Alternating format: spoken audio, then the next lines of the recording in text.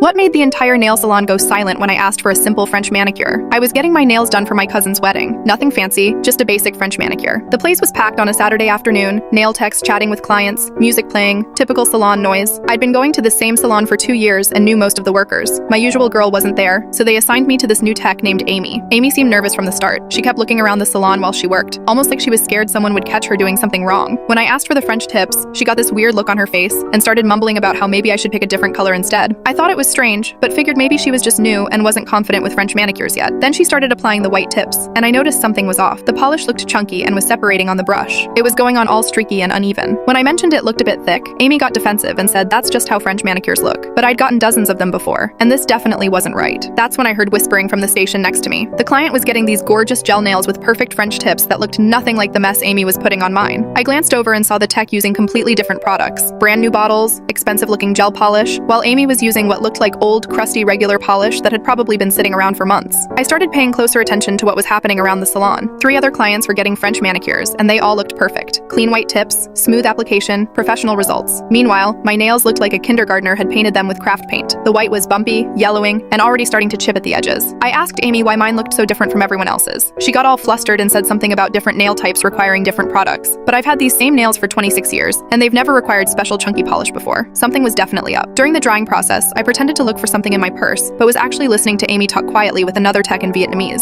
I don't speak the language, but their tone sounded secretive. The other tech kept glancing at me and shaking her head like she disagreed with whatever Amy was saying. Then the salon owner walked over. This tiny Vietnamese woman who's usually super sweet and always remembers my name. But when she saw my nails, her face went completely white. She started yelling at Amy in Vietnamese, getting louder and more upset by the second. Amy was trying to defend herself, but the owner was having none of it. The entire salon went dead silent. Every conversation stopped. All the nail dryers seemed to pause at once. Even the music felt quieter. Everyone was staring at our station, trying to figure out what was happening. I was sitting there with these horrible nails, feeling like I was in the middle of some drama I didn't understand. The owner turned to me and asked to see my nails up close. When I showed her, she actually gasped. She grabbed Amy's supply tray and started examining the polish bottles. That's when she found it. Amy had been using practice polish, the cheap stuff they use when training new techs. It's basically colored water that's never supposed to touch paying customers. But it gets worse. The owner kept digging through Amy's supplies and found a whole stash of expired products, polish that had separated, base coats that had gone bad, top coats that were thick as glue. Apparently, Amy had been using the old expired stuff on certain clients and pocketing the difference when the salon charged for premium services. The owner was furious. She started demanding to know how long this had been going on and which clients Amy had been scamming. Amy finally broke down and admitted she'd been doing it for 3 weeks. She was trying to save money for her boyfriend's birthday and figured no one would notice if she used the cheap supplies on clients who seemed less important. The owner immediately fired Amy on the spot. She made her leave through the back door so she wouldn't cause more of a scene. Then she personally removed my botched manicure and redid it herself, using the good products. She refused to let me pay and gave me a gift certificate for 3 free services as an apology.